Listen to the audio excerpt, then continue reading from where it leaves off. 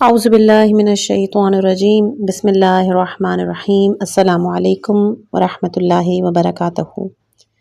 کتاب معراج السعادہ آیت اللہ ملا احمد نراقی کی تصنیف اسلامی اخلاقیات اور روحانی تربیت پر ایک جامع کتاب ہے۔ یہ کتاب قرآن، احادیث اور اسلامی فلسفیوں اور عرفا کی تعلیمات کی روشنی میں انسانی کردار کی تطہیر اور اخلاقی بلندی کے موضوعات پہ روشنی ڈالتی ہے۔ مصنف نے انسانی نفس کی بہترین اخلاقی فضائل کی ترویج اور رذائل سے بچنے کے طریقوں پر تفصیلی بحث کی ہے۔ اس کا مقصد قاری کو روحانی ترقی کی راہ پہ گامزن کرنا اور دنیا و آخرت میں حقیقی سعادت حاصل کرنے کے لیے رہنمائی فراہم کرنا ہے۔ معراج السعادت اسلامی اخلاقیات کے میدان میں ایک اہم ماخذ کی حیثیت رکھتی ہے۔ آج بھی اخلاقی تربیت کے خواہاں افراد کے لیے ایک مشعل راہ ہے۔ اس کتاب کا آج انشاءاللہ آڈیو نمبر 11 بیان کیا جائے گا۔ چلتے ہیں فوراً کتاب کی طرف۔ وہ دنیا کہ جس سے آخرت کی اعانت ہوتی ہے۔ سابق میں ذکر کیا گیا تھا کہ دنیا دو قسم پر ہے، ایک بہتر ہے اور دوسری خراب۔ اس کا بیان یہ ہے کہ مراتب سعادت اور تقرب بارگاہ واحدی اس وقت تک میسر نہیں ہوتی جب تک کہ صفائی دل اور محبت خداوند نہ ہو۔ صفائی دل کا سبب خواہشات دنیویہ سے نفس کو بام رکھنا ہے اور عبادت اور اطاعت کرنا سبب محبت خدا و معرفت خدا کے ہے، اور یہ بات اس وقت تک حاصل نہیں ہوتی جب تک کہ ہمیشہ عجائبات اور غرائبات پروردگار میں فکر نہ کی جائے۔ محبت زیادتی یاد خدا ہے جو ہمیشہ رہے۔ یہی تین صفتیں آدمی کو نجات اور مراتب سعادت پہ پہنچاتی ہیں، اور یہی باقیات صالحات ہیں۔ کوئی شک نہیں کہ کوئی بھی ان تین صفتوں یا ان کے اسباب کے حاصل کرنے میں مشغول ہو تو وہ سالک راہ آخرت ہے، اور یہ بھی صاف واضح ہے کہ ان کے حاصل کرنے کے لیے صحت بدن کی ضرورت ہے کہ جو غذا پر موقوف ہے، جس سے انسان کی حیات باقی رہتی ہے۔ اسی طرح لباس اور جائے سکون کی بھی ضرورت پائی جاتی ہے۔ پس جو کوئی دنیا سے اس قدر حصول آخرت کے لیے حاصل کرے وہ اہل دنیا سے نہ ہوگا، بلکہ دنیا اس کے حق میں آخرت کی کھیتی ہوگی۔ لیکن اگر حفظ نفس اور خوش گزرانی کے قصد سے دنیا میں اس سے بھی کم حاصل کیا جائے تو یہ دنیا دار کہلائے گا۔ اب حفظ نفس اور خوش گزرانی دنیا میں ان کی بھی دو قسم ہیں، ایک وہ کہ جس کے حاصل کرنے والے کو آخرت میں عذاب میسر ہوگا، اس کو حرام کہتے ہیں، اور دوسرا وہ کہ اس کے سبب سے عذاب تو نہیں ہوگا لیکن وہ سبب طول حساب ہے، اور اس کے سبب سے انسان آخرت میں درجات بلند سے محروم رہتا ہے، اور اس کو حلال کہتے ہیں۔ پس صاحب بصیرت جانتا ہے کہ زیادہ دیر محشر میں حساب کے لیے ٹھہرنا بھی ایک عذاب ہے، بلکہ اگر حساب بھی نہ لیا جائے وہی درجات بلند کے جو بہشت میں میسر نہیں ہوں گے، اس کی حسرت اور ندامت بھی ایک سخت عذاب ہے۔ اس کا اندازہ اس طرح کر لیجئے کہ اگر آپ کے برابر والے مراتب دنیاوی پر آپ سے زیادہ مرتبے میں بڑھ گئے ہوں اور آپ بسبب اپنی کوتاہی اور تقصیر کے پستی میں رہیں تو کس قدر حسرت اور ندامت آپ کو حاصل ہوگی، باوجود اس کے کہ آپ جانتے ہیں کہ ان مراتب کو کوئی بقا نہیں ہے۔ پس غور کیجئے کہ آپ کا حال کس طرح ہوگا جبکہ وہ مرتبہ و سعادت آخر آپ کو حاصل نہ ہو کہ اگر اہل زمانہ اس کی بزرگی کا وصف بیان کرنے میں اپنی عمر صرف کر دی تو پوری تعریف نہ کر سکیں گے۔ پس جس کو دنیا میں کوئی نعمت حاصل ہو یا کوئی لذت پائے، اگرچہ وہ بلبل کی آواز ہی کیوں نہ ہو، یا کسی باغ کی سیر کی جائے یا پانی سرد و خوشگوار پیے، تو اس کے مقابلے میں آخرت کی لذت اس کے ہاتھ سے نکل جائے گی۔ اس کو خوف اور خطر محاسبہ اٹھانا ہوگا اور وہ ذلت و انکساری دیکھے گا۔ پس دنیا حلال و حرام ملعون ضرور موجب نقصان ہے، مگر یہ کہ وہ دنیا کے جو آدمی کی تحصیل آخرت پر معین ہو، بلکہ وہ حقیقت میں دنیا ہی نہیں ہے۔ پس جس کی معرفت بڑھی ہوئی ہے اس کا اجتناب بھی دنیا سے بڑھا ہوا ہے، یہاں تک کہ منقول ہے کہ زاہد مطلق حضرت عیسیٰ ابن مریم علیہ السلام نے جب استراحت کے لیے اپنے سر کے نیچے ایک پتھر رکھ لیا تو شیطان نے آ کر کہا کہ آخر دنیا کی طرف رغبت کی، آپ نے اس پتھر کو فوراً دور پھینک دیا۔ سلیمان ابن داؤد باوجود سلطنت و بادشاہی کے دوسروں کو عمدہ کھانا کھلاتے تھے، خود نانے جو نوش فرماتے، اور اسی وجہ سے دنیا کو خداوند عالم نے سید آخر الزماں سے دور رکھا، یہاں تک کہ اکثر ایام حضرت بھوکے رہتے تھے، بھوک کی شدت سے شکم مبارک پر پتھر باندھتے تھے۔ اسی وجہ سے خدا نے سختی، محنت و بلا کو انبیاء و اولیاء اور ارباب دین کے واسطے قرار دیا ہے۔ جو کوئی اس بزم سے قریب ہو اس کو جام بلا کا زیادہ دیتے ہیں۔ یہ تمام ازراہ محبت و مہربانی ہے کہ یہ لوگ آخرت میں مراتب قرب و سعادت پہ فائز ہوں، جیسا کہ پدر مہربان اپنے فرزند کو غذائے چرب و شیریں سے منع کرتا ہے، جس سے قصد و حجامت کا اندیشہ ہو۔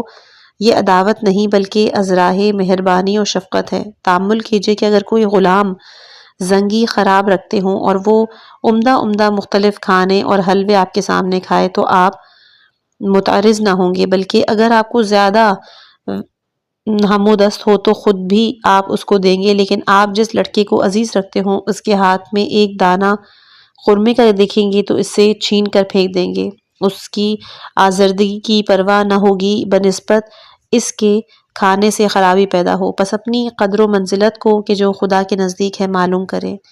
بیان صدر سے ظاہر ہوا کہ جو کچھ خدا کے واسطے ہے وہ دنیا نہیں ہے۔ اب واضح ہو کہ دنیا میں جو کچھ چیزیں ہیں وہ تین قسم پر ہیں۔ پہلی وہ جو خدا کے واسطے نہیں ہو سکتی بلکہ وہ ازروع حقیقت اور صورت دنیا ہیں، جیسا کہ معاصی اور محرمات۔ پس یہ وہ دنیا ہے کہ جو علی الاطلاق مذموم ہے۔ دوسرا یہ کہ صورت کے لحاظ سے تو وہ چیزیں دنیا ہیں، لیکن ازروع حقیقت وہ دنیا کے واسطے بھی ہو سکتی ہیں اور خدا کے واسطے بھی، مثلا کھانا پینا اور نکاح وغیرہ۔ تیسرا یہ کہ ان چیزوں کی صورت تو خدا کے لیے ہے، لیکن ہو سکتا ہے کہ ان کی حقیقت خدا کے لیے بھی ہو اور دنیا کے لیے بھی، مثلا علم و عمل اور اطاعت و عبادت۔ یہ چیزیں صورت کے لحاظ سے دنیا نہیں ہیں، لیکن اگر ان کو خدا کے لیے بجا لائیں تو اس وقت ان کا تعلق دنیا سے نہیں ہوگا، اور اگر ان سے غرض جاہ و منصب و شہرت ہے تو اس کی دنیائے ملعونہ ہونے میں شک نہیں ہے۔ فصل نمبر 6، مال دنیا کی ایک شاخ ہے۔ معلوم ہو چکا ہے کہ ہر اس چیز کو دنیا کہتے ہیں جس میں موت کے قبل انسان کا حصہ ہو، خواہ وہ نعمت و مال ہو یا منصب و جاہ ہو یا شکم پرستی یا طلب رتبہ بلند و تکبر وغیرہ۔ حاصل کلام دنیا کے لیے بے حد شعبے ہیں، لیکن اعظم آفات کے جس کا تعلق قوت شہویہ سے ہے وہ مال ہے، کیونکہ ہر انسان کو اس کی ضرورت ہے۔ مال کے لیے بہت سے فوائد ہیں اور اس میں بہت سی آفتیں اور خرابیاں بھی ہیں۔ اس کی خوبی اور بہتری میں تمیز حاصل کرنا نہایت مشکل ہے، کیونکہ مال کے نہ ہونے سے صفت فقر احتیاج پیدا ہوتی ہے اور اس کے وجود سے مالداری و ثروت حاصل ہوتی ہے، اور یہ دو صفتیں ہیں کہ جن سے خدا اپنے بندوں کا امتحان لیتا ہے۔ اب فقر کی بھی دو حالتیں ہیں، ایک حرص اور دوسری قناعت۔ ان میں سے ایک بہتر ہے اور دوسری بد۔ اس طرح حریص بھی دو قسم سے ہے، ایک وہ کہ جو کسب صنعت میں حرص کرے، اور دوسرا وہ جو کہ ظلم و جور اور عداوت سے آدمیوں کے اموال کو حاصل کرے۔ یہ دونوں گروہ خراب ہیں۔ گروہ آخر بنسبت اول کے بدتر ہے۔ غنا کی بھی دو صورتیں ہیں، ایک بخشش کی بھی دو صورتیں ہیں، ایک میانہ روی جو درجہ اوسط پر ہو وہ نیک ہے، اور دوسرا اسراف کے جو درجہ افراط پر ہو وہ بد ہے۔ یہ تمام امور ایسے ہیں کہ جن کا سمجھنا نہایت مشکل ہے۔ اب جو شخص مال کی خواہش رکھتا ہے اس کو چاہیے کہ پہلے ان حالات نیک و بد کی تمیز حاصل کرے، طریقہ نیک اختیار کرے کہ نجات حاصل کرے۔ فصل نمبر 7، مذمت مال اور روز قیامت کا محاسبہ۔ جب آپ نے جانا کہ ایک صورت دنیا کی مال ہے تو واضح ہو کہ قرآن و حدیث میں مال کی مذمت اور اس کی محبت کی خرابی کثرت سے بیان کی گئی ہے۔ خداوند عالم نے سورہ منافقون میں فرمایا ہے کہ اے وہ لوگ کہ جو ایمان لائے ہو، تمہارے مال و اولاد تم کو مشغول نہ کریں، یاد خدا کو نہ بھلائیں، جو لوگ ایسا کرتے ہیں وہ خسارے میں ہیں۔ پھر فرماتا ہے کہ تمہارے مال اور اولاد امتحان ہیں، ان سے تمہارا امتحان کیا جاتا ہے۔ حضرت رسول خدا صلی اللہ علیہ وآلہ وسلم نے فرمایا کہ دو گرگے شکاری اگر مندے میں بکروں کی داخل ہوں تو وہ اس قدر بکروں کو فاسد نہیں کرتے کہ جس قدر دوستی مال و جاہ دین مسلمان کو فاسد کرتی ہے، اور فرمایا کہ میری امت میں بدترین لوگ مالدار ہیں۔ یہ بھی فرمایا کہ فرزند آدم کے دوست تین چیزیں ہیں۔ ایک مرنے کے وقت تک ساتھ دیتا ہے وہ مال، دوسرا قبر تک ساتھ آتے ہیں وہ ہیں اہل و عیال، اور تیسرا کہ فرمایا کہ جب قیامت بپا ہوگی تو مالدار کو لائیں گے بحکم خدا جو مال خرچ کیا گیا ہے وہ اس کے آگے آئے گا۔ جب اس مالدار کا صراط پر گزرنا مشکل ہوگا تو ٹھہر جائے گا، اور وہ مال کہے گا کہ تو نے راہ خدا میں مجھ کو صرف کیا ہے، بے خوف ہو کے گزر جا۔ پھر اس مالدار کو لائیں گے کہ جو اطاعت خدا بجا نہیں لایا، اس کا مال اس کے پیچھے آئے گا۔ جب وہ صراط پر پہنچے گا، جس جگہ وہ ٹھہر جائے گا، اس کا مال کہے گا وائے ہو تجھ پر کہ تو نے مجھ کو راہ خدا میں صرف کرنے سے کوتاہی کی۔ بس وہ ایسا کہتا رہے گا یہاں تک کہ وہ جہنم میں گر جائے گا اور ہلاک ہو جائے گا۔ حضرت سے مروی ہے کہ قیامت میں اس کو لائیں گے جس نے طریقہ حرام سے مال کو جمع کیا اور حرام میں صرف کیا، بس حکم ہوگا کہ اس کو جہنم میں ڈالیں۔ دوسرے کو لائیں گے جس نے مال طریقہ حلال سے جمع کیا اور حرام میں خرچ کیا، خطاب ہوگا کہ اس کو بھی جہنم میں لے جاؤ۔ تیسرے کو لائیں گے جس نے طریقہ حرام سے جمع کیا اور حلال میں خرچ کیا، اس کو بھی جہنم میں ڈالیں گے۔ بعد اس کو لائیں گے کہ جس نے مال کو طریقہ حلال سے حاصل کیا اور حلال میں خرچ کیا، خطاب ہوگا اس کو مقام محاسبے میں کھڑا کرو، شاید اس مال کے حصول میں جو امر واجب تھا اس کو نقصان پہنچا ہو، مثلا وقت پر نماز نہ پڑھی ہو، یا رکوع سجود میں کوتاہی کی ہو، یا وضو نہ کیا ہو۔ وہ عرض کرے گا کہ اے پروردگار، میں نے اسے کسب حلال سے پیدا کیا اور حلال میں خرچ کیا، اپنے واجبات کو ضائع نہیں کیا۔ تو خطاب ہوگا کہ شاید اس مال کے سبب سے اپنے برابر والوں پر یا اپنی سواری پر یا لباس پہ فخر کیا ہو۔ وہ عرض کرے گا کہ اے پروردگار، ایسا کوئی عمل بھی مجھ سے سرزد نہیں ہوا۔ خطاب ہوگا شاید سادات، یتیم، مساکین، ان کے حق میں کوتاہی یا منع کیا ہو۔ عرض کیا اے پروردگار، جس کی نسبت تیرا حکم ہے ان کے حق کو ضائع نہیں کیا۔ اس وقت ایک جماعت بطور مخاصمہ حاضر ہوگی، عرض کرے گی اے خدا، تو نے اس کو مالدار کیا، تو نے اس کو حکم فرمایا کہ ہم کو دے۔ اگر اس جماعت کے جواب میں پورا اترا اور معلوم ہوا کہ ان کے حقوق ادا کیا، کوئی فقر و مباحات نہیں کیے، کوئی واجب اس سے ضائع نہیں ہوا، تو خطاب ہوگا ٹھہر جا اور شکر ان نعمتوں کا کہ جو تجھ کو عطا کی گئی تھیں بجا لا۔ واضح ہو کہ جب کسی کی آمدنی اور خرچ طریقہ حلال سے ہو اور اس نے اپنے تمام واجبات کو وقت پہ بجا لایا ہو اور حقوق الہی ادا کی ہوں، یہ دقتیں اس کے حساب میں پیش آتی ہیں۔ پس آیا کیوں کر ہمارا حال ہوگا؟ ہم امور دنیا میں رات دن مشغول ہیں، اپنے کو حرام و حلال میں آلودہ کیا ہے، نہ شبہات سے پرہیز کرتے ہیں، نہ خواہشات کو چھوڑتے ہیں۔ بہت سے بھوکے ہمارے ہمسائے میں رہتے ہیں اور ہم ان کی خبر نہیں رکھتے، طرح طرح کے کھانے کھاتے ہیں، ان کا شکر ادا نہیں کرتے۔ ہماری حالت بلا کس قدر شدید ہے، کس قدر حسرتیں اور پشیمانیاں ہم کو ہوں گی، کس قدر راند و ماتم ہمارے واسطے ہوگا۔ اس وقت ہم کو کوئی فائدہ نہیں ہوگا۔ نہیں معلوم یہ دنیا ہمارے ساتھ کیا کرے گی۔ کل کی روز حضوری میں اس بادشاہ قہار کو ہم کیا جواب دیں گے؟ وہ لوگ خوش نصیب ہیں کہ جو دنیا سے محروم و بے نصیب ہیں۔ اسی وجہ سے بعض اصحاب سید مختار نے کہا کہ میں ہرگز 1000 مثقال طلا سے راضی نہیں ہوں جو روزانہ کسب حلال سے پیدا کر کے راہ خدا میں صرف کیا جائے، باوجود اس کے کہ اس سے کسی عبادت میں فرق نہ آئے۔ اس کا سبب پوچھا گیا تو کہا کہ قیامت سے ڈرتا ہوں کہ مجھ سے پوچھیں گے کہ کہاں سے پیدا کیا اور کس میں صرف کیا۔ فصل نمبر 8، خرابی مال اور اس کا فائدہ۔ جو کچھ بیان کیا گیا ہے اس سے معلوم ہوا کہ مال مانند سام کے ہے، اس میں زہر بھی ہے اور تریاق بھی۔ اس کے زہر میں خرابیاں اور اس کے تریاق میں فوائد ہیں۔ جو کوئی ان کو جانتا ہے وہ خرابی مال سے پرہیز اور خوبی مال کو حاصل کرتا ہے۔ اس کی توضیح یہ ہے کہ خرابی مال کی 2 قسم ہیں، ایک خرابی دنیا کی اور دوسری خرابی آخرت کی۔ خرابی دنیا کی ظاہر ہے، یعنی وہ تکالیف اور زحمتیں کہ جو مالداروں کو حصول مال میں یا سارق و ظالم و حاسد کی نگاہوں سے حفاظت کرنے میں درپیش ہوتی ہیں، وہ سب کے لیے ظاہر اور عیاں ہیں۔ اب رہی آخرت کی خرابیاں تو وہ 3 قسم پر ہیں۔ مال کے باعث انسان گناہوں کا مرتکب ہوتا ہے کیونکہ اس کے ذریعے سے گناہوں پر قدرت پانے میں آسانی ہوتی ہے۔ جس وقت خواہش گناہ حرکت میں آتی ہے، انسان اپنے کو اس پر قادر پاتا ہے تو آسانی سے گناہ کو کر گزرتا ہے، برخلاف اس کے کہ اگر انسان اس گناہ میں داخل ہونے کی قدرت ہی نہیں رکھتا تو اس پر اقدام کا خیال بھی نہیں کرے گا۔ اسی وجہ سے کہا گیا ہے کہ گناہ سے بچنے کی وجہ عدم مال بھی ہے۔ پس جو کوئی اس کے واسطے سے گناہ پر قادر ہو کر گناہ کا مرتکب ہوا تو وہ ہلاک ہو گیا، اور باوجود قدرت کے اگر مرتکب نہ ہوا اور صبر سے کام لیا تو بہتر ہے، لیکن صبر کرنا بھی نہایت تکلیف دہ مرحلہ ہے۔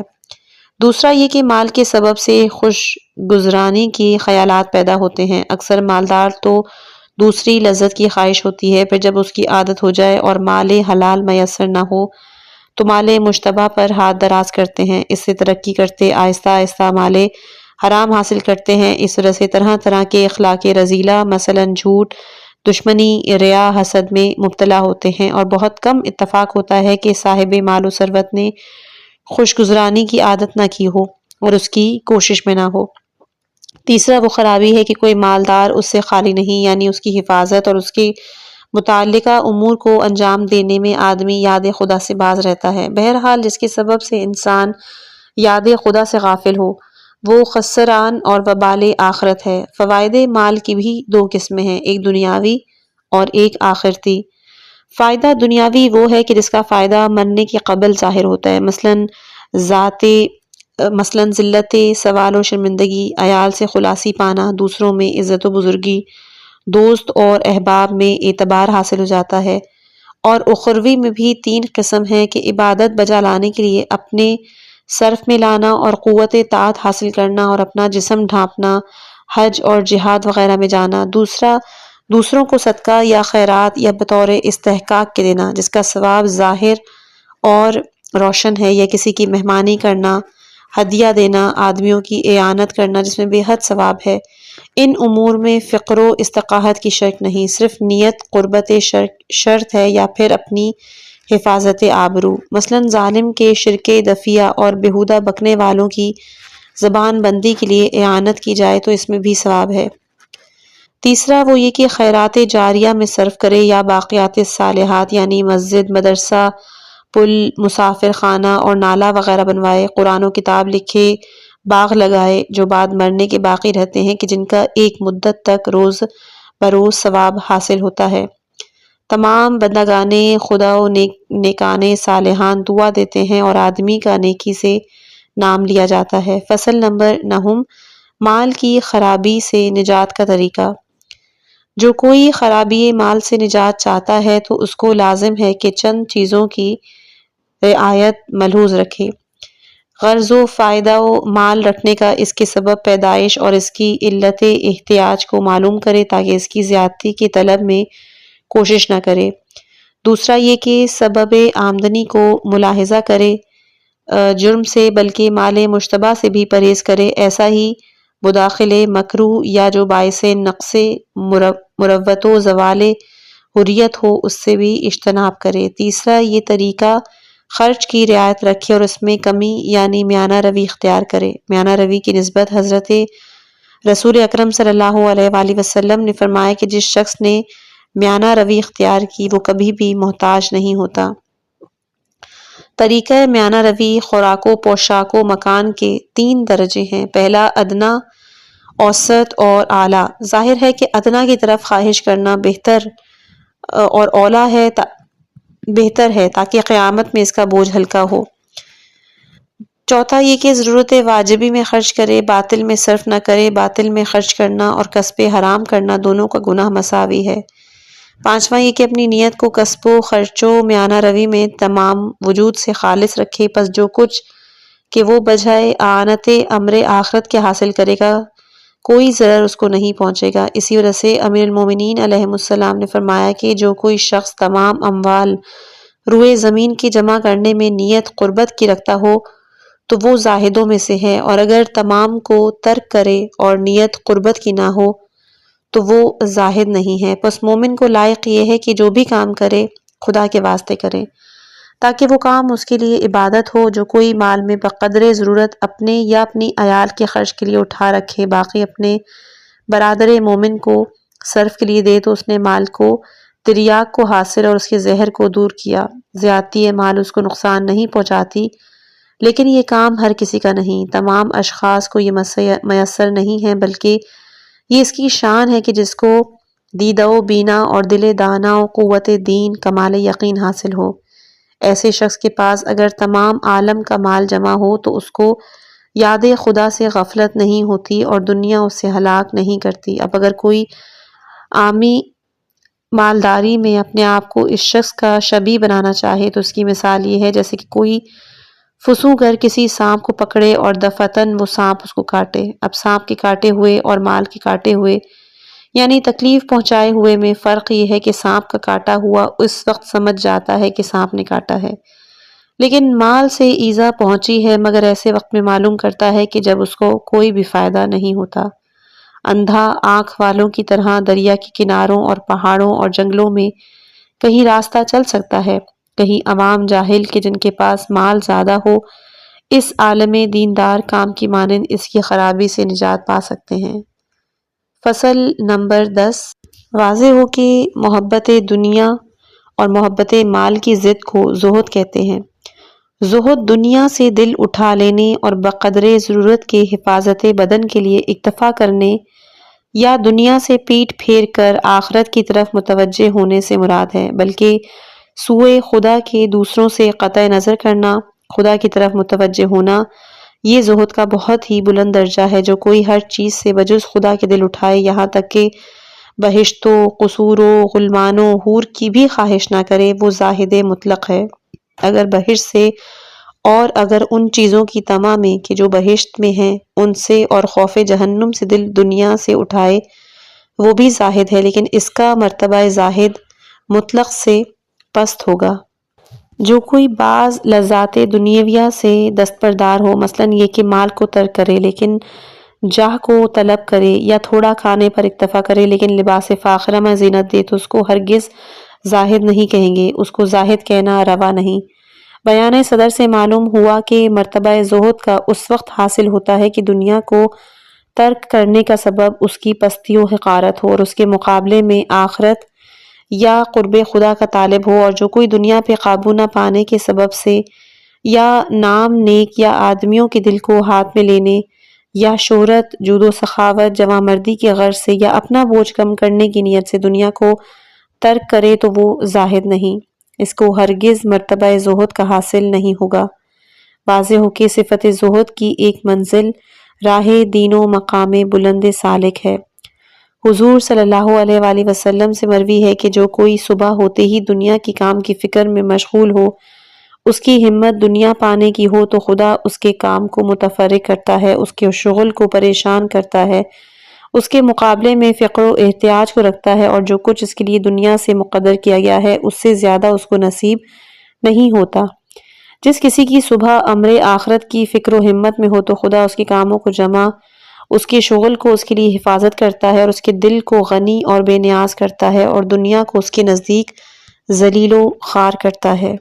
ایک جماعت حضور صلی اللہ علیہ وآلہ وسلم کی خدمت میں حاضر ہوئی اور کہا کہ ہم صاحب ایمان ہیں۔ حضور نے فرمایا کہ تمہارے ایمان رکھنے کی کیا علامت ہے؟ عرض کی کہ جب کوئی ہم پر بلا نازل ہوتی ہے تو ہم صبر کرتے ہیں، جب کوئی نعمت حاصل ہوتی ہے تو شکر کرتے ہیں، حکم خدا پہ راضی ہوتے ہیں، اور جب اپنے دشمنوں پر کوئی مصیبت آتی ہے تو اس پر خوش نہیں ہوتے۔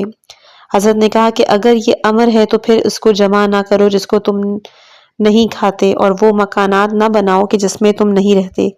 ان چیزوں کے سبب ایک دوسرے پر حسد نہ کرو کہ جنہیں آخر کار چھوڑ کر جانا ہے۔ مروی ہے کہ ایک روز حضور صلی اللہ علیہ وآلہ وسلم کی کوئی زوجہ بوجہ زیادتی گرسنگی کے حضرت کے سامنے رونے لگی۔ عرض کی یا رسول اللہ، خدا سے طعام طلب کیجئے کہ وہ عطا کرے، تو انہوں نے فرمایا کہ وہ خدا کے جس کے قبضہ قدرت میں میری جان ہے، اگر اس سے سوال کروں تو تمام دنیا کے پہاڑوں کو طلا کر دے اور جس جگہ جاؤں میرے ساتھ ساتھ انہیں ضرور روانہ کرے، لیکن میں نے گرسنگی دنیا کو اس کی امیری پر اور فقر دنیا کو اس کی مالداری پر اور غم و الم دنیا کو اس کی شادی و خوشی پر اختیار کیا ہے۔ بتحقیق کہ دنیا محمد و آل محمد کے لیے سزاوار نہیں۔ خدا پیغمبران اولو العزم سے اس وقت تک راضی نہیں ہوا جب تک کہ انہوں نے دنیا کی ناخوشی پر صبر اور اس کی لذات سے کنارہ کشی نہیں کی، بس میرے لیے بھی راضی نہیں جب تک کہ ان کی طرح میں بھی تکلیف نہ اٹھا لوں۔ حضرت امیر المومنین علیہ السلام نے فرمایا کہ آدمیوں کے 3 طائفے ہیں، پہلا زاہد، دوسرا صابر اور تیسرا راغب۔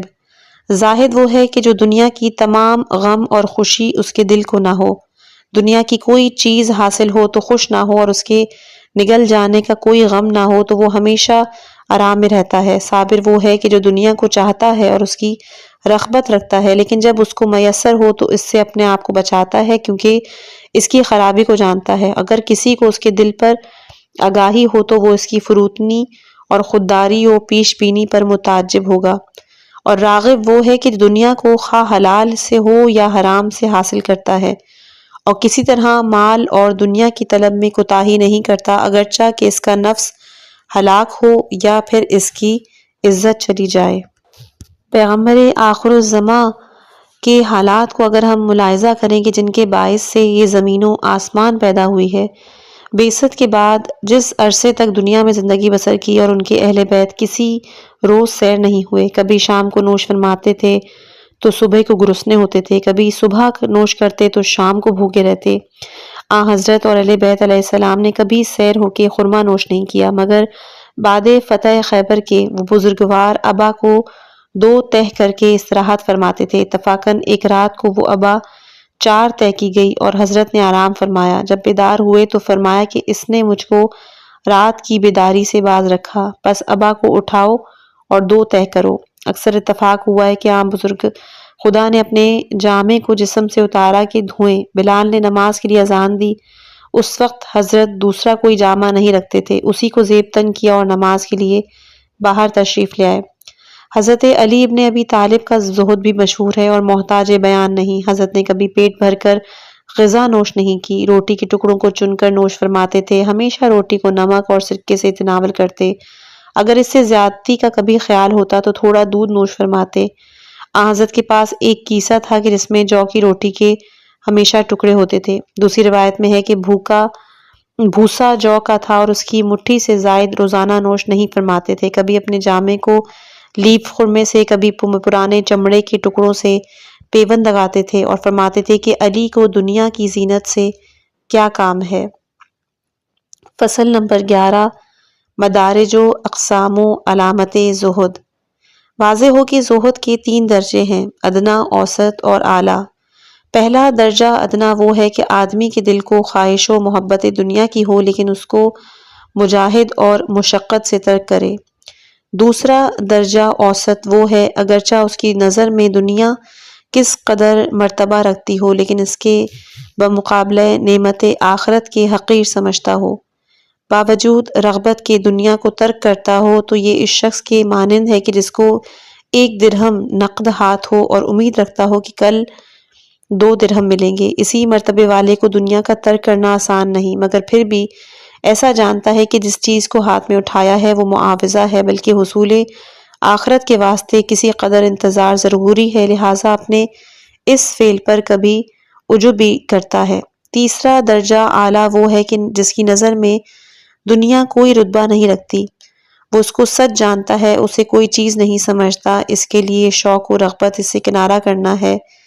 یہ اس شخص کی مانند ہے کہ جو دانہ پشکل سے ہاتھ اٹھائے اور دانہ یاقوت رومانی ہاتھ میں لے، ایسا شخص کبھی یاقوت کو اس کا معاوضہ نہیں سمجھ سکتا۔ یہ مرتبہ حقیقت دنیا و آخرت کو جاننے کے باعث حاصل ہوتا ہے، کیونکہ صاحب معرفت یقین کامل رکھتا ہے دنیا کہ جو چارپائیوں کی غلاظت ہے بمقابلہ آخرت کے کہ جو یاقوت ہے بہت کم درجہ رکھتی ہے۔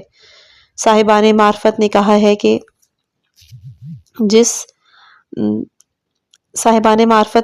کہ جس نے دنیا کو آخرت کے واسطے ترک کیا وہ اس شخص کی مثل ہے کہ جو گھر میں بادشاہ کے داخل ہونا چاہے اور دروازے کا کتا اندر جانے سے منع کرے تو روٹی کے ایک ٹکڑے میں مشغول کر کے اندر چلا جائے اور اپنی خلوت خاص میں پہنچائے۔ ایسا شخص اس روٹی کے ٹکڑے کو کہ جو کتے کو دیا ہے اس کو بھی بادشاہ کے خوان احسان سے جانتا ہے، تو کیا وہ بادشاہ سے اس کے عوض کی امید رکھ سکتا ہے؟ بس روٹی کے ٹکڑے کی مانند ہے، اگر اس کے منہ میں ہی رہ جاتا اور تھوڑی سی لذت ملتی، اگر اس کے بعد معدے میں جاتا تو ثقالت ہوتی اور اس کا نتیجہ آخر نجاست ہی ہوتا۔ بلکہ دنیا اس شخص کے لیے ہے کہ جس کی عمر 1000 سال کی ہو، نعمت آخرت کے مقابلے میں روٹی کے ایک ٹکڑے سے بھی بہت کم ہے۔ یہ تو زہد کے درجات تھے۔ اب زہد کی 7 قسمیں بھی ہیں کہ جو حسب ذیل ہیں۔ پہلا ہے زہد فرض، دوسرا زہد سلامت، تیسرا زہد معرفت، چوتھا زہد فضل، پانچواں زہد خائفین، چھٹا زہد راجین اور ساتواں ہے زہد عارفین۔ پہلی قسم ہے زہد فرض، وہ ہے کہ جن چیزوں کو خدا نے حرام کیا ہے ان کو ترک کرنا۔ دوسری قسم زہد سلامت، وہ ہے کہ تمام امور مشتبہ سے بھی اجتناب کرے۔ تیسری قسم زہد فضل کی پہلی قسم وہ ہے کہ امر حلال سے پرہیز کرے مگر بقدر ضرورت، طعام اور لباس اور اساس، عورت اور جو کچھ ذرائع مال و جا کے ہوں ان کو ترک نہ کرے بلکہ ان سے فائدہ اٹھائے۔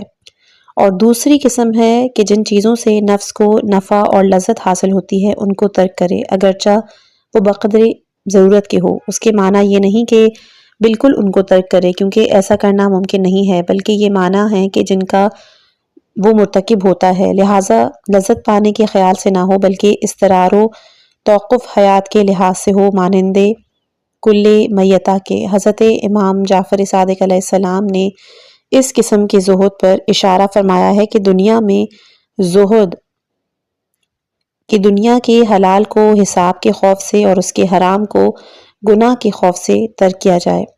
حضرت امیر المومنین علیہ السلام نے فرمایا کہ تمام زہد قرآن کے 2 کلموں میں ہے کہ خداوند متعال فرماتا ہے کہ جو کچھ دنیا سے ضائع ہو جائے اس پہ افسوس نہ کرو اور جو کچھ ہمدست ہو اس پر خوش نہ ہو۔ زہد کی چوتھی قسم زہد معرفت وہ ہے کہ تمام ما سوا اللہ کو ترک کرے اور اس سے قطع تعلق کرے یہاں تک کہ اپنی جان اور بدن کو توکل پر قائم رکھے۔ اس مرتبے کو حضرت امام جعفر صادق علیہ السلام نے اشارہ فرمایا کہ زہد آخرت کے دروازے کی کنجی ہے اور آتش جہنم سے نجات میسر ہوتی ہے۔ وہ یہ ہے کہ ہر اس چیز کو کہ جو خدا سے غافل کرتی ہے اس کو ترک کر دے۔ واضح ہو کہ بعض ما سوا اللہ سے جو التفات کی جاتی ہے وہ تمام ضروریات ہیں، مثلاً کھانا، لباس، آدمیوں کی آمد و رفت، گفتگو، درستی مسکن اور مثل ان کے یہ مرتبہ زہد کے منافی نہیں ہے کیونکہ ترک علاقہ دنیا سے خدا کی طرف متوجہ ہونا مقصود ہے اور یہ بغیر حیات اور زندگی متصور نہیں ہے اور حیات چند ضروریات پر موقوف ہے۔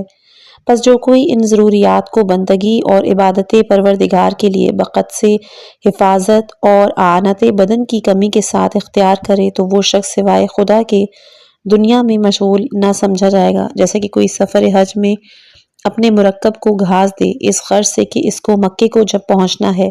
بدن کو راہ واحد میں اپنے مرکب جاننا چاہیے جیسا کہ راستے میں حج کے ضروریات مرکب کا لحاظ کیا جاتا ہے۔ پس بدن کو پرورش کرنے اور لذت حاصل کرنے کا بھی یہی مقصود رکھتا ہو کہ بدن کی اس قدر حفاظت کی جائے جس پر بندگی و عبادت خدا موقوف ہے، نہ یہ کہ تن پروری خوشگزاری مقصود ہو۔ اگر اس سے کوئی لذت حاصل ہو جائے تو کوئی ضرر نہیں ہے لیکن اس کا مقصد لذت حاصل کرنے کا نہیں ہو۔ واضح ہو کہ کوئی شک نہیں کہ ضرورت سے زیادہ حاصل کرنا اور زیادتی کا ذخیرہ کرنا جس سے رفع احتیاج ہوتی ہے وہ منافی زہد ہے، مگر جن چیزوں کی مثلاً کھانے پینے، لباس، مکان، اسباب خانہ، عورت اور اس قدر جاہ کہ جس سے ظلم و ستم دفع کیا جا سکے تو یہ زہد کے منافی نہیں، لیکن ان کے واسطے بھی چند مراتب ہیں۔ بعض علماء اخلاق نے کہا ہے کہ انتہائی زہد خوراک میں یہ ہے کہ قوت شبانہ سے زیادہ نہ رکھتا ہو، اگر زیادہ ہو تو مستحقوں کو بخش دے، اگر اپنی خوراک جو کی روٹی قرار دے تو نہایت زہد ہے، لیکن بعض وقت گیہوں کی روٹی کھانا بلکہ کھانے کے ساتھ روٹی کھانا بشرطے کہ بہت سی چیزیں مزیدار نہ ہوں بلکہ بعض وقت گوشت کھانا زہد کے منافی نہیں ہے۔ لباس میں روٹی یا بالوں کا ملبوس۔ پانچویں قسم ہے زہد حائفین۔ زہد حائفین ہے کہ وہ بسبب فکر عذاب آخرت اور غضب پروردگار کے ہو۔ چھٹی قسم ہے زہد راجین۔ زہد راجین ہے کہ وہ امید ثواب خداوند نعمت جنت کے باعث ہو۔ اور ساتویں قسم ہے زہد عارفین کہ وہ بالا ترین اقسام زہد ہے، وہ یہ ہے کہ جس کو بجز قرب پروردگار اور اس کے دیدار کے کوئی بھی خواہش نہ ہو، نہ اس کو عذاب جہنم کا خوف ہو، نہ بہشت کا شوق ہو، بلکہ وہ لقائے پروردگار کے اشتیاق میں رات دن محو ہو۔ چنانچہ فقرات مناجات حضرت امیر المومنین علیہ السلام میں اس کی صراحت ہوئی ہے۔ یہ ظاہر ہے کہ جس نے خدا کو پہچانا، اس کی ملاقات لذت کو پایا اور معلوم کیا، تو اس کے نزدیک نعمت حور و قصبر لقائے پروردگار کے مقابلے میں ہیچ ہیں۔ وہ سوائے لقائے پروردگار کے کوئی چیز نہیں چاہتا، بلکہ بعض نے کہا ہے کہ اس لذت کے پانے کے بعد اس کے دل میں حور اور قصور کی لذت باقی نہیں رہتی، کیونکہ لذت نعمت بہشت بمقابلہ لذت لقائے الہی کے ایسا ہی ہے جیسے کہ تسخیر عالم کے مقابلے میں ایک چڑیا کے پکڑنے کی لذت۔ فائدہ واضح ہو کہ جو کوئی دنیا کے مال کو ترک کرے وہ زہد نہیں، کیونکہ مال کا ترک کرنا اور کمی معاش اور لباس کی تکلیف کا سہنا بنسبت جاہ و شہرت اور مدح منزلت کے زیادہ آسان ہے۔ بہت سے اہل دنیا مال دنیا سے ہاتھ اٹھاتے ہیں، تھوڑی غذا پہ اکتفا کرتے ہیں، مقام ویران پہ قناعت کرتے ہیں تاکہ تمام لوگ ان کو زاہد جانیں اور ان کی تعریف کریں۔ لذت بلند کی طمع میں کم درجے کی لذت کو ترک کرتے ہیں۔ ایسے شخصوں نے دنیا کے لیے دنیا کو ترک کیا ہے، بلکہ زہد حقیقی وہ ہے کہ مال و جاہ بلکہ تمام لذات نفسانیہ کو ترک کرے۔ اس کی علامت یہ ہے کہ فقیری و مالداری، عزت و ذلت، مدح و ذم اس کو برابر ہو۔ ایسی حالت کا سبب غلبہ محبت خدا ہوتا ہے، کیونکہ جس وقت تک خدا کی کوئی محبت اس کے دل پر غالب نہ ہو، اس وقت تک بالکلیہ دنیا کی محبت دل سے دور نہیں ہوتی۔ خدا کی محبت اور دنیا کی محبت دل میں پانی اور ہوا کی مانند ہے، ان میں سے کوئی ایک جب پیالے میں داخل ہو تو دوسری باہر نکل جاتی ہے، اور جو دل محبت دنیا سے بھرا ہوا ہے تو دوستی خدا سے خالی ہے، اور جو دل محبت خدا میں مشغول ہے دوستی دنیا سے فارغ ہے۔ ان میں سے کوئی چیز جس قدر کم ہو اس قدر دوسری زیادہ ہوتی ہے۔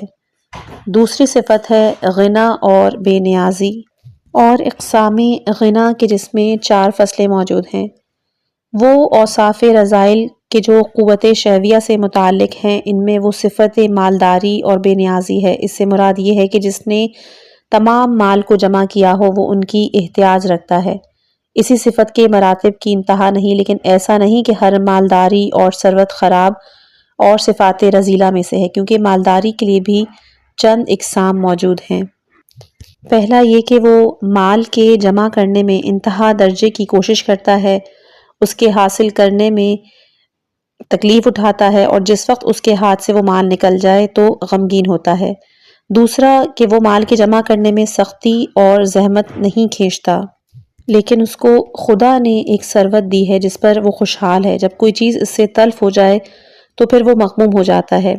تیسرا وہ ہے کہ مال کے جمع کرنے میں کوئی زحمت تو نہیں کھینچی، نہ اس کے ہونے سے خوش ہوتا ہے، نہ اس کے جانے سے غمگین ہوتا ہے، لیکن اس کو خدا نے ایک دولت دی ہے، اس پر وہ شاکر اور راضی ہے اور اس کا وجود، لیکن نہ اس طرح کہ جب مال تمام ہو جائے تو اس کو اندھ و علم ہو، اور نیز وہ شخص کہ جو غنی ہے یا اس کا تمام مال حلال ہے یا اس میں حرام بھی موجود ہے، اور حقوق واجب اور مستحب کے ادا کرنے میں کوتاہی کرتا ہے یا نہیں کرتا۔ پس جو اقسام کے بیان کیے گئے بعض اس میں سے مذموم اور صفات رذیلہ میں سے ہیں اور بعض دوسرے ایسے نہیں ہیں۔ ہاں اغلب وہ ہے کہ جو لوگ نفوس پاک اور قوی نہیں رکھتے، وہ اس مقام پر خوف و خطرے سے مامون نہیں ہیں۔ اسی وجہ سے حق سبحانہ و تعالیٰ نے سورہ علق میں فرمایا ہے کہ جبکہ آدمی اپنے کو غنی اور بے نیاز دیکھتا ہے تو سرکشی اور نافرمانی کرتا ہے۔ حضرت رسول صلی اللہ علیہ وآلہ وسلم نے حضرت بلال سے فرمایا کہ خدا سے حالت فقری میں ملاقات کرو اور حالت مالداری میں ملاقات نہیں کرو۔ فصل نمبر 1 اقسام فقر۔ واضح ہو کہ مالداری کی ضد فقر ہے اور وہ 2 قسم پر ہے۔ پہلا فقر حقیقی کہ وہ احتیاط سے مراد لی گئی ہے، یہ فقر سوائے واجب الوجود کے سب کے لیے ثابت ہے۔ اس کے مقابلے میں غنائے مطلق ہے کہ جو ذات احادیث کے لیے مخصوص ہے۔ اسی فقر و غنا پر کتاب خدا میں اشارہ ہوا ہے کہ واللہ غنی وانتم الفقراء۔ دوسرا فقر اضافی ہے، وہ بعض ضروریات مال کے احتیاط سے مراد لی گئی ہے جس کا بیان اس جگہ کیا جاتا ہے۔ اس کے معنی پر فقر کے 3 قسمیں ہوں گی۔ پہلا وہ کہ مال دنیا کو دوست رکھے، اسے نہایت درجہ رغبت ہو، نہایت سختی اور رنج اس کے طلب میں اٹھائے، جس طریقے سے کہ حاصل ہو اس کی پرواہ نہ کرے لیکن اس کو کچھ نہ ملتا، ایسے فقیر کو حریص کہتے ہیں۔ دوسرا وہ کہ مالداری کو تہی دستی سے زیادہ وسعت رکھتا ہو، لیکن اس کی محبت مال سے اس قدر نہیں ہوتی کہ اپنے کو مشقت اور زحمت میں ڈالے، اور حرام سے مذائقہ نہیں رکھتا، بلکہ اگر بے زحمت یا تھوڑی طلب میں کہ جو اس کی عبادت سے مانے نہ ہو مل جائے تو وہ خوشحال ہوتا ہے، اور ایسے فقیر کو قانع کہتے ہیں۔ تیسرا وہ کہ مال سے کچھ بھی رغبت اور محبت نہیں رکھتا، اس کی خواستگاری نہیں کرے بلکہ اس سے اذیت پانے والا اور بھاگنے والا ہو، اگر کوئی مال اس کو ہمدست ہو تو اس کو واپس کر دے، اس کو فقیر زاہد کہتے ہیں۔ چوتھا وہ کہ مال سے نہ کوئی محبت رکھتا ہو، نہ کوئی کراہت، نہ مالداری سے خوش ہو، نہ فقر سے ناخوش ہو، اگر کوئی مال ملے تو واپس نہ کرے بلکہ اس کے نزدیک مال کا عدم وجود برابر ہو، مالداریوں اور فقیری پر راضی رہے، مالداری سے منہ نہ پھیرے، فقر و احتیاط سے خائف اور ترسا نہ رہے، اگر مال پائے تو ہوا و ہوس میں مشغول نہ ہو، نہ پائے تو پریشان خاطر نہ ہو، شکایت نہ کرے۔ ایسے شخص کے پاس اگر تمام دنیا کا مال بھی ہو تو کوئی ضرر نہیں، اس کے آگے مال مثل ہوا کے ہوگا جو اس کے مکان کو گھیرے ہوئے ہے اور اس کو ضرر نہیں پہنچاتا، لہٰذا خدا اس سے خوش ہے، نہ کراہت رکھتا ہے بلکہ سانس لینے کی ضرورت کے مطابق اس سے فائدہ حاصل کرتا ہے۔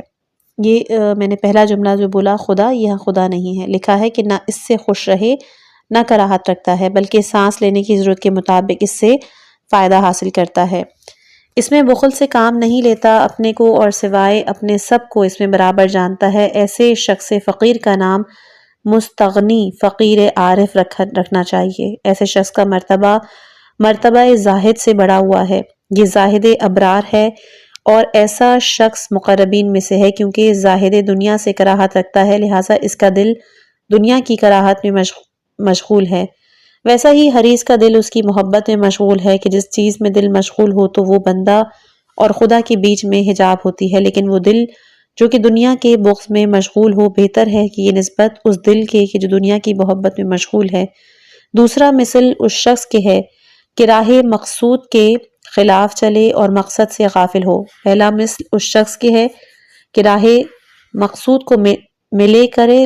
اس جملے کا مطلب یہ ہے کہ پہلا جو شخص ہے وہ اس شخص کے مثل ہے کہ راہ مقصود کو طے کرے لیکن مقصود سے غافل ہو، بغیر غفلت کے زائل ہونے کی یہ حالت میسر نہیں ہوتی، بخلاف اول کہ اگر اس کی غفلت زائل ہو تو اس نے مدتوں جو راستہ چلا ہے تو اس کو واپس ہونا پڑے گا تاکہ مقصد کا راستہ ملے۔ اگر کوئی شخص کہے کہ انبیاء اور اولیاء فقر کے طالب تھے اور مالداری سے کراہت رکھتے تھے، دنیا کے مال سے دور رہتے تھے جیسا کہ اخبار سے پایا جاتا ہے، بس ان کا مرتبہ فقیری مستغنا کے مرتبے سے نازل تر اور ان کا دل مشغول ہونا چاہیے۔ اس کا جواب یہ ہے کہ اس سے زیادہ اخبار سے نہیں پایا جاتا کہ یہ لوگ دنیا کے مال سے نفرت اور کنارہ کرتے تھے، نہ یہ کہ اس سے بغض و عداوت رکھتے تھے، ان کا دل اس کی کراہت میں اس شخص کے مانند مشغول تھا جو کوئی پیاس کے موافق نہر سے پیے اور باقی کی پرواہ نہ کرے۔ نیز دنیا اور مال کی کراہت اور نفرت آدمیوں کی تنبیہ کے لیے ظاہر کرنا فرض تھا، جیسا کہ دیکھا جاتا ہے کہ باپ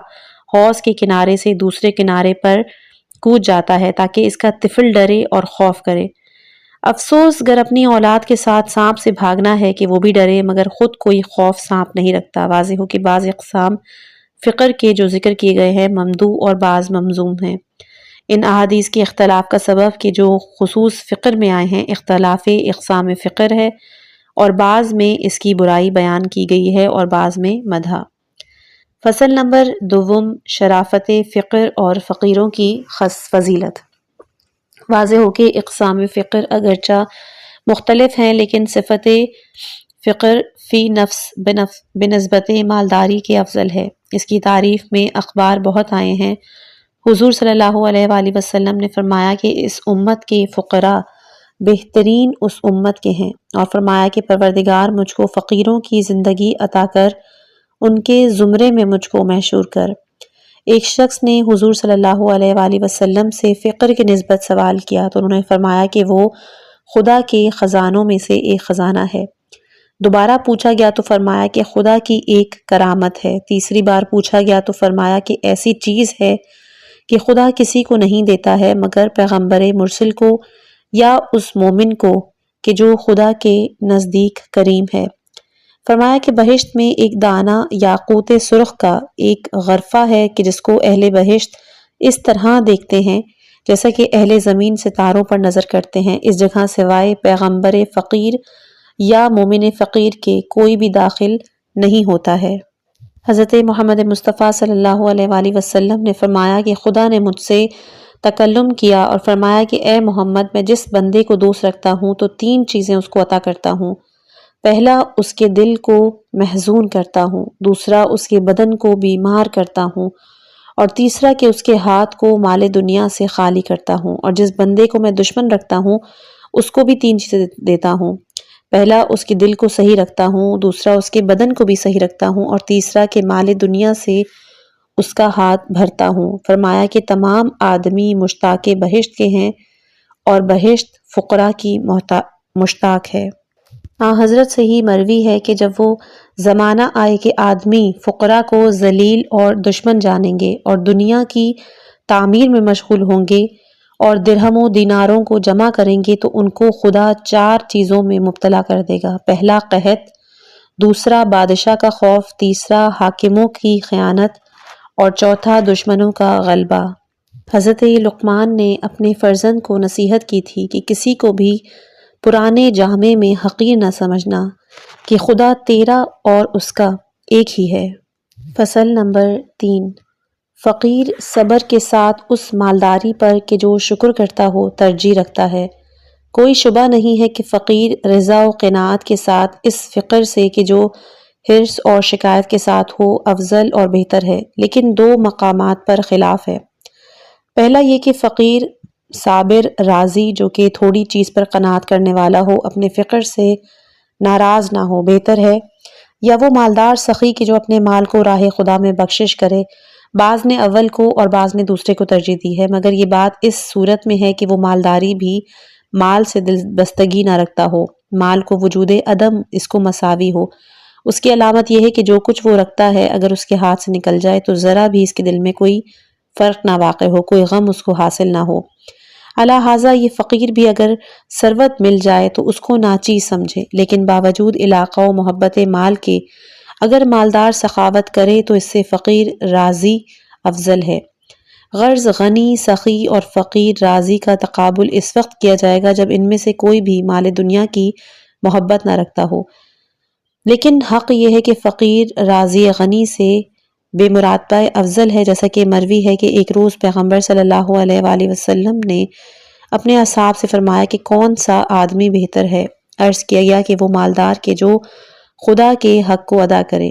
حضرت نے فرمایا کہ وہ آدمی خوب ہے لیکن اس سے میری مراد نہیں۔ عرض کیا گیا کہ پھر کون سا آدمی بہتر ہے؟ فرمایا کہ وہ فقیر کہ جو اپنی قدرت کے مطابق عطا کرے۔ مروی ہے کہ ایک روز کسی کو فقرائے اصحاب نے حضور کی خدمت میں بھیجا، وہ حاضر ہوا اور عرض کی کہ میں فقیروں کا بھیجا ہوا ہوں۔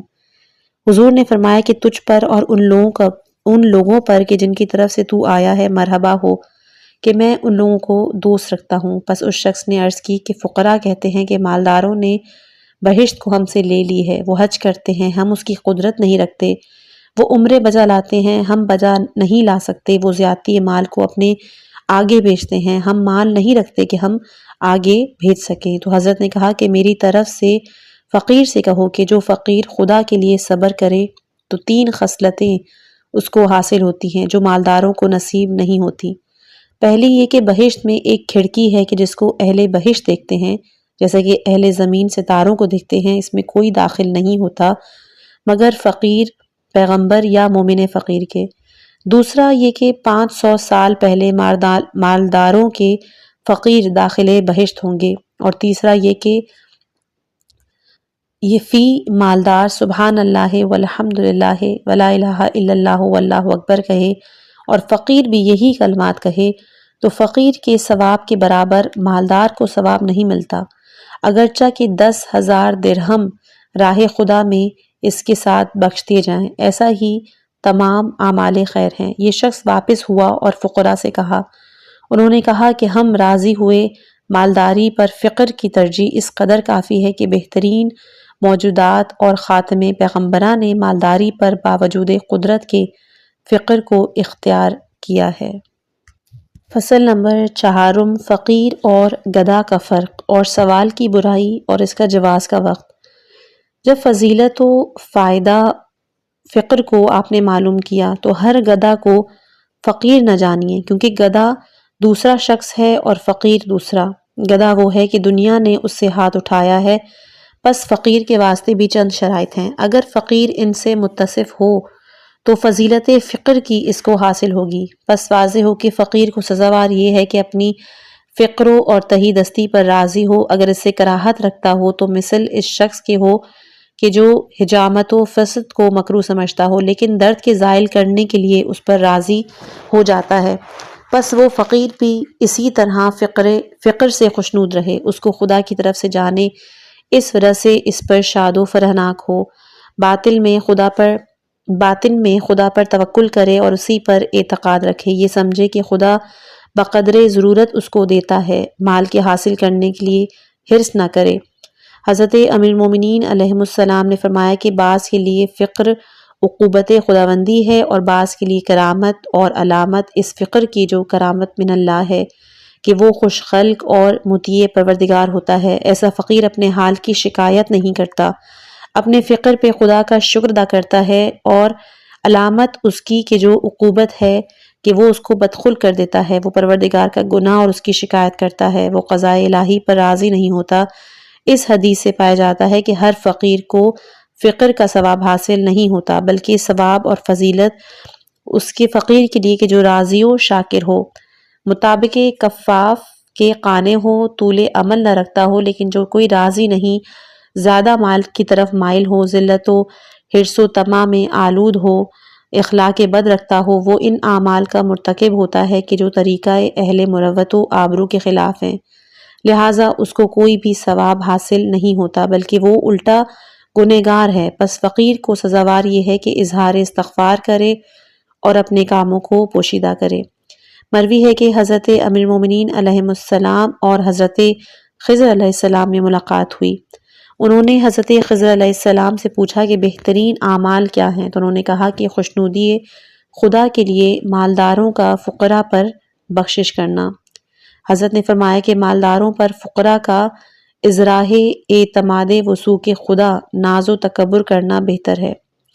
حضرت خضر علیہ السلام نے کہا کہ یہ نقطہ اس کو حور کے صفحہ رخسار پر نور سے لکھنا چاہیے، نیز فقیر کو چاہیے کہ حق بات کہنے سے مضائقہ نہ کرے، مالداروں سے ازراہ طمع اور مدارات سچی بات کو نہ چھپائے اور بے اعتنائی نہ کرے، فقر و تہی دستی سے عبادت خدا میں سستی نہ کرے، اگر اس کی قوت سے تھوڑا ہی بچ رہے تو اس کو راہ خدا میں بخش دے، اس کو جہد عقل کہتے ہیں۔ جو مالدار اپنا بہت سا مال بخشش کرتا ہے اس سے اس کا ثواب زیادہ ہے۔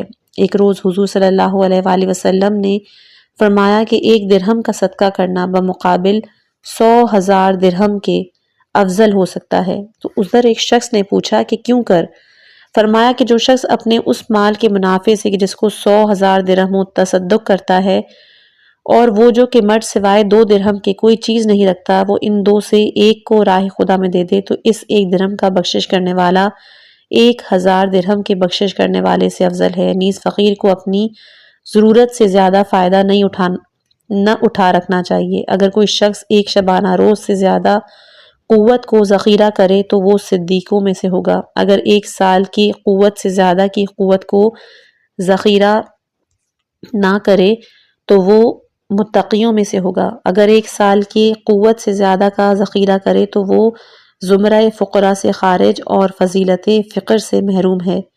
جو کسی فقیر کو کوئی ایسی چیز عطا کرے کہ جو حرام موعد ہو تو اس کا رد کرنا واجب اور اس کا قبول نہ کرنا حرام ہے، اگر وہ چیز مشتبہ ہو تو اس کا رد کرنا سبت ہے، اس کو قبول کرنا حرام ہے، اگر وہ چیز مشتبہ ہو تو اس کا رد کرنا سنت ہے، اس کو قبول نہ کرے، اگر وہ حلال ہو اور بعنوان ہدیہ عطا کیا جائے تو اس کا قبول کرنا اگر بے منت کے ہو تو مستحب ہے، کیونکہ مومن کو یہ بات سزاوار ہے کہ جب تک ممکن ہو کسی بھی چیز کی کسی سے خواہش اور سوال نہ کرے، کیونکہ یہ خدا کے شکوہ پر دلالت اور اپنے کو خوار و ذلیل کرتا ہے، اور سبب ایذا اس شخص کا ہوتا ہے کہ جس سے خواہش کی جاتی ہے، کیونکہ اکثر ہوتا ہے کہ خاطر خواہ وہ کوئی چیز نہیں دے سکتا، ظاہر کرنے کے بعد اس سے شرم کرتا ہے یا خجل ہوتا ہے یا اپنی آبرو کی حفاظت کرتا ہے یا ظاہراً اور ریا سے کوئی چیز دیتا ہے۔ ہاں، اس طرح حاصل کرنا مذموم نہیں ہے کہ جو شرعاً حلال ہو۔ اسی وجہ سے حضور صلی اللہ علیہ وآلہ وسلم نے فرمایا کہ سوال کرنا خراب ہے، اور فرمایا کہ جو کوئی اپنی قوت 3 روز کی رکھ کر سوال کرے، قیامت میں خدا سے وہ اس حالت میں ملاقات کرے گا کہ اس کے منہ پر کس قدر بھی گوشت نہیں ہوگا اور استخوان ہی استخوان ہوگا۔ فرمایا کہ جو بندہ ایک دروازے پر سوال کرے تو خدا 70 دروازے فقر کے اس پر کھول دیتا ہے۔ پھر فرمایا کہ سوال حلال نہیں ہے مگر اس حالت میں جبکہ وہ ہلاکت کو پہنچا ہو یا اس قرض کی ادائیگی کے لیے جس سے رسوائی ہوتی ہو۔ ایک روز ایک گروہ انصار خدمت رسول میں حاضر ہوئے اور عرض کی، یا رسول اللہ، ایک حاجت آپ سے رکھتے ہیں۔ حضور نے کہا، بیان کرو۔ کہا، حاجت بہت بڑی ہے۔ تو حضور نے کہا، کہو۔ عرض کیا کہ ہم چاہتے ہیں کہ ہمارے لیے آپ بہشت کے ضامن ہوں۔ حضرت نے سر جھکایا، بعد ازاں سر اٹھا کے فرمایا کہ میں ضامن ہوتا ہوں اس شرط سے کہ تم کسی چیز کا مجھ سے سوال نہیں کرو گے۔ انہوں نے وعدہ کیا اور اپنے وعدے پر قائم رہے۔ چنانچہ جب ان کو سفر میں تازیانہ کسی کے ہاتھ سے گر جاتا تو دوسرے اس رفیق سے جو پیادہ ہوتا تھا اس سے سوال نہیں کرتے تھے کہ تازیانہ اٹھا کر دو، خود آتے تھے، خود اٹھاتے تھے۔ اگر دسترخوان پہ بیٹھتے اور پانی دوسرے کے نزدیک رہتا تو اس رفیق سے خواہش نہیں کرتے کہ اس کو پانی دے۔ پھر فرمایا کہ اگر تم میں گٹھا لکڑیوں کا اٹھا لے اور بیچے اور اپنی عزت کا خیال رکھے تو سوال کرنے سے یہ چیز زیادہ بہتر ہے۔ حضرت صادق علیہ السلام نے فرمایا کہ اگر سائل کو معلوم نہ ہو کہ زرکس قدر خرابی پیدا کرتا ہے تو کوئی کسی سے ہرگز سوال نہیں کرے گا۔ اگر کوئی جس سے سوال کیا جاتا ہے رد سوال کی خرابی معلوم کرے گا تو کسی سائل کے سوال کو رد نہیں کرے گا۔ واضح ہو کہ سوال سے جو منع کیا گیا ہے اس صورت میں ہے کہ نہ چارو مستر نہ ہو، لیکن حالت اضطرار اور احتیاج میں اس کے جائز ہونے میں کوئی شک نہیں۔ جو کچھ ترغیب عطائے سائل کی نسبت ہے اس پر دلالت کرتی ہے کہ خداوند متعال نے کہا کہ اپنے سائل کو محروم واپس نہ کرو۔ حضور صلی اللہ علیہ وآلہ وسلم نے فرمایا کہ سائل کو رد نہ کرو اور کوئی چیز ان کو دو، اگرچہ کہ وہ نصف خرما ہی کیوں نہ ہو۔ واضح ہو کہ احتیاج آدمی کی چند قسم پر ہے، ایک یہ کہ بے حد پریشان ہو، مثلاً بھوک کہ جس سے ہلاکت واقع ہوتی ہو، اور بے لباسی کہ جس سے بدن نہ ڈھانپتا ہو، سردی و گرمی سے خوف تلف ہونے کا ہو۔ دوسرا یہ کہ اس حد تک نہ پہنچا ہو لیکن اس کی ضرورت بہت ہو، مثلاً بالا پوش یعنی شیروانی کی کہ اس شخص کو ضرورت ہوتی ہے کہ جو جاڑے میں سردی کی تکلیف اٹھائے، اگرچہ ضرورت کی حد تک نہ پہنچا ہو، یا مثلاً گاڑی کے کرائے کی ضرورت اس شخص کو کہ جو تکلیف اٹھا کر پیادہ پا منزل پہنچ سکتا ہو۔ تیسرے یہ کہ احتیاج جزئی رکھتا ہو، اس کے اہتمام کی چندہ ضرورت نہ ہو، جیسا کہ روٹی موجود ہو مگر سالن موجود نہیں۔ ظاہر ہے کہ یہ سوال کی تینوں صورتیں جائز ہیں، حرام نہیں، لیکن پہلی صورت سوال راجع ہے، دوسری مباح ہے اور تیسری مکروہ، بشرطے کہ شکوہ خدا اور اپنی ذات اور دوسروں کی تکلیف کی حد تک نہ ہو، اور بہتر یہ ہے کہ اپنی ضرورت کا اظہار کنایتاً کرے، صراحت سے نہ کرے، اپنے دوستوں سے اور اس شخص سے کہ جو کوئی جود و سخاوت میں مشہور ہو اظہار کرے، بلکہ بہتر یہ ہے کہ ایک ہی معین آدمی سے خواہش نہ کرے۔ اگر شخص معین سے تمام آدمیوں میں طلب کرے تو اس سے کوئی چیز معین نہ طلب کرے، اس کی خواہش کے ساتھ صراحت بھی نہ کرے بلکہ قسم بیان کرے۔ اگر وہ نہ دینا چاہے تو عذر نافہمی کر سکتا ہے، اگر سوائے بیان صدر کے سوال کیا جائے اور وہ شخص حیا اور خجالت یا خوف ملامت سے کوئی چیز دے تو وہ پھر حرام ہوگی۔ یہاں ہر بندے کو چاہیے کہ اپنے نفس کا مجتہد ہو اور ضرورت کے وقت کو ملاحظہ کرے اور خدا کے وثوق کو ہاتھ سے نہ دے۔ ہاں، جب تک ہو سکتا ہے اپنے مقابل والوں کے سامنے ہاتھ دراز نہیں کریں، لئیمانِ روزگار کے آگے روٹی کے ایک نوالے کے واسطے اپنی عزت کو ضائع نہ کریں۔ ہاں، جس نے لذت کو آبرو کی نہیں پائی، اپنے شکم پروری کی عادت کی، وہ ہر کسی کے دروازے پر دوڑتا ہے، شکم پلید کو پرورش کرے، اگر قناعت کرتا تو کس واسطے دوسرے کا دست نگر ہوتا اپنی سوکھی روٹی اور پیاز دوسروں کی بریانی سے 1000 مرتبہ بہتر ہے۔ انشاءاللہ جو تیسری صفت ہے حرص اور اس کی مذمت، وہ انشاءاللہ اگلی آڈیو میں بیان ہوگی۔ دوبارہ سے یہی بیان کرنا چاہوں گی کہ اگر کچھ لفظ مشکل لگے ہوں تو ان کو آپ لغت میں یا کسی اہل علم سے پوچھ سکتے ہیں، اور کچھ جگہوں پر جملوں کی ریپیٹیشن ہوئی ہے، اس کے لیے معذرت چاہتی ہوں کیونکہ کتاب میں ان کی ریپیٹیشن ہوئی بھی تھی تو مجھے پتہ نہیں چل پایا۔ اس آڈیو کو سننے کا بہت بہت شکریہ۔